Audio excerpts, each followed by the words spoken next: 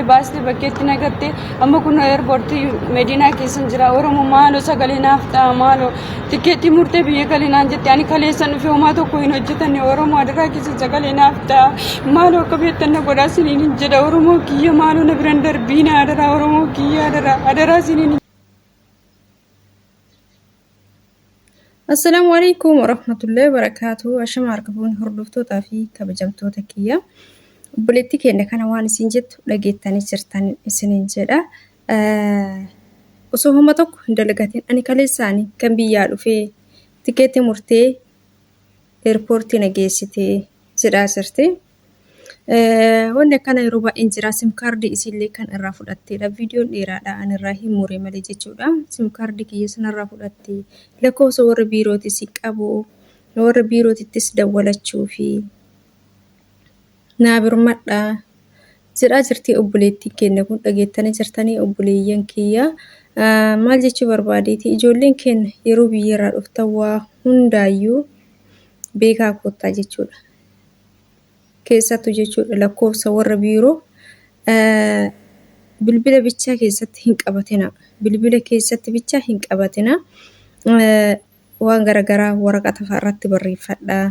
Isiniin jedha obboleeyyan kiyya amma fakkeenyaa fi micattiin tun odoo lakkoofsa warra biiroo qabaattee sila micattimmaan isii gargaaraa jirtu tunu dawwaltee fi akka isaan dhufanii achi fuudhanii dalagaa biraa galchan gochuu hin dandeessi jechuudha. Kanaaf amma lakkoofsa warra biirootis hin beektu, garamii hin beektu, gara deemtu hin beektu. Lakkoofsa nama tokko hin qabdu sim kaardii irraa fudhattee jirti jechuudha namtittatteen. Kanaaf obboleeyyan kiyyaa yeroo biyyarraa dhuftan lakkoofsa warra biiroo jechuudha. Bilbila keessatti bicha hin qabatina. Waan adda addaa irratti barreeffadhaa. Isinii galee waan dhiisuu hin dandeenye waan yeroo hedduu fuutanii of wajjin deemtan wayii irratti barreeffadhaan isiniin jedha barreeffadhaati kaayadhaan isiniin jedha obboleeyyan kiyya barbaachisaadha jechuudha. Maaliif jennaan yeroo akkana kana yeroo bilbila fa'a isinirraa fuudhamu kana yeroo sim kaardii fa'a isin harkaa fudhatan kana gisee kan namni isinii bilbila kun akkanuma nama argattanii habashaa dhiisaati arabnummaanuu namni nagaa jira kan isinii dawwalu jechuudha. Yeroo isin rakkattan kanatti kanaaf isin immoo bilbila warra biiroo bilbila keessatti bichaa hin qabatinaan isiniin jedha obboleeyyan kiyya hin beekamu. Bilbila namarraa fudhatti jechuudha takka tarabbiin abaare. Kanaaf amma micattiin kun laala odoo bilbila warra biiroo qabaatte silaa warra biiroo achii fuuteetiin dalagaa biraa ni galchiti jechuudha. Kanaaf obboleeyyan kiyya jiranii namoonni tokko jechuudha.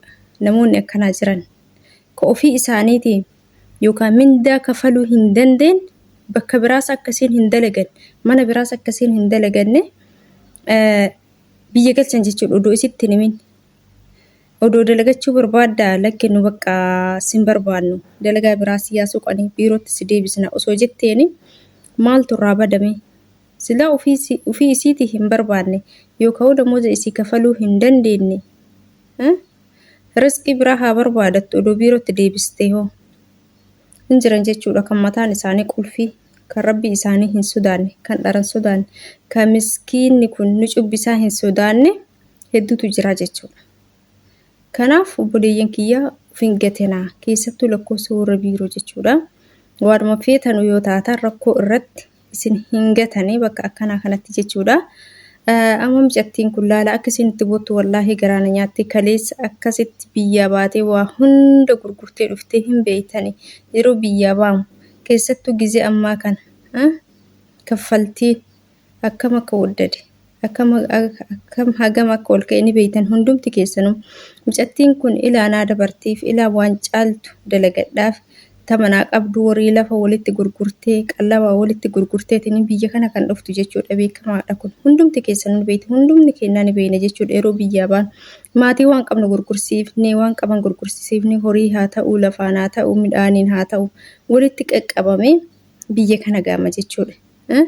Waan irra wayyaan hin argadha jechaaf har'a immoo osoo san hin deeffatin kabiraa dalagachuu miti osoo sanuu hin deeffatin hadha gara biyyaa yoo deebitu tasa maaltu itti dhagama wallahi keessi hin miidhama achiis maatiin isii eegaa jiran laalaaka deebitee immoo gara biraa deebitee dhufuufis carraa hagamii qabdi jechuudha waan qabdu silaa xumurtee gurgurtee fixxee dhufti Kana booda hoo waan agasii eessa fuutee gurgurtee fixee dhufti ilaalaa isinummaan akkasitti mee obboleeyyan kiyyaa. Warri bira jirtan sun reefu biyyaa dhuftan taana warri bira jirtan sun gaaga'ama wayii isaan irratti argitan taanaani warra biirootitti dawwaladha. Lakkoofsa warra biiroo jechuudha hatta waraqatatti barreessitanii maaf bobaa keessan hin kaayatinaa jechuudha. Guyyaa guyyaa waan isin mudatu hin beekamu. Maaf mataa keessan tsagurmaajaa mataa keessanii keessatti hin hidhatin jechuudha. Waan biraa odeessita waan biraa isinuun fattashtii misilaayyuu sirritti qabadha jechuudha. Sirritti nama biyyisan keessa jiru nama beektan nama ollaa keessanii haa ta'u nama fira keessanii haa ta'u nama achi keessa jiru lakkoofsa nama biyyisan keessa jirtanii san sirritti qabadha bilbila keessatti bichaa odoo hin ta'in waraqata irratti qabadha. Yoo rakkoon akkanaa kun isin mudate namni sunuu isinii dawwalaa yookaan yoo isinuu dhufee namni sunuu kawaa isinii gochuu dadhabu yoo ta'e isiniyyuu warra biiroo sanittuu bilbilee akka fooyyee wayii akka waa isinii fooyyeessan isinii gochuu danda'a jechuudha. Isinii galee yeroo kanatti yeroo isin amma odoo isin hin yaadatin fuutee eerpoortii geessite kanatti osoo warra biiroo lakkoofsa warra biiroo kaa'u lakkoofsa warra firas haa ta'u nama beektu odoo ta'e namnummaan sun hin dawwalaaf jechuudha. Osoo lakkoofsa qabaatte mucattiin kun lakkoofsa isin qabdu lakkoofsa namaas hin qabdu harkaa sim kaardii isii harkaa fudhatameetiin hin jira eessaa fuutire. Kanaaf dursuma beekaati barreeffadhaati bakka gatuu hin dandeenye bakka dagachuu hin dandeenye kaayadhaan isin jedha obboleeyyan kiyyaa. Maaliif waan akkanaa tasa nama mudata jechuudha. Tasa wanni isaan gochi isaan si godhan tasa jechuudha odoo ati yaadin waan kana na godhan odoo ati hin jedhin tasa bakka jechuudha. Osoo hojii nagaa hojjetaa jirtu tasa bakka ka'i ka jedhanii meeqa kamtu jira. Odoo isin nagaan dhaabattee uffata tokko isaa jirtu.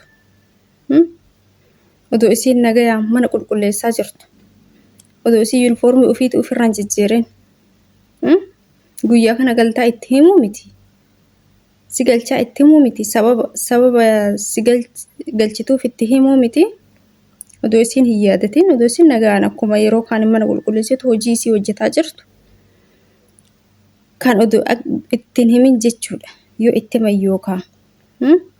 Ani galuun barbaadu hojiin barbaada bakka biiroo nageessi hojiin barbaada akkasiin hin jenneeniif akkanatti dhoysanii geggeessanii bar isinii galee.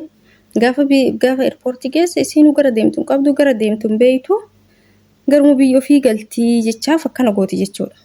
Isin immoo goobazii ta'aati lakkoofsa warra biiroo lakkoofsa nama ollaa ta'uu nama firaa haa ta'uu nama gandaa haa ta'u hattaa nama Oromoo haa ta'u nama waa nama gargaaruu danda'u. Kana barreeffatanii tolchetanii kaayachuu qabdan jechuudha obboleeyyan keenya. Kanaafi wallaahi baay'ee na gaddisiistee mucattiin tun jechuudha. Maaliif kaleessa dhuftee oduu waa takka harkatti hin qabatin biyya deebuunis waan qabdu achi gurgurtee fixxee dhuftee tiraanspoortii godhattee dallaala kafaltee waa meeqa gootee waan qabdu fixxee dhufti jechuudha. Hadda immoo oduu waan baaste san hin deeffatin osoo harkatti hin qabatin kisaaraa biyyatti deebuun miilaala hagamitti dhagamu dhugaa nama tuqa jechuudha. Miira namaa tuqa. Kanaaf obboleeyyan kiyyaa sirriitti of eeggadhaa jara hin amaninaa. Hin amaninaa wallaahi hin amaninaa guyyaa sa'aatiin hin amaninaa jara. Sa'aatiin daqiiqa kana keessattuu maaltu nama mudata jedhaatiif shakkaa of eeggadhaa kana eegu rabbuma waan ta'eef. Kanaaf obboleeyyan kiyyaa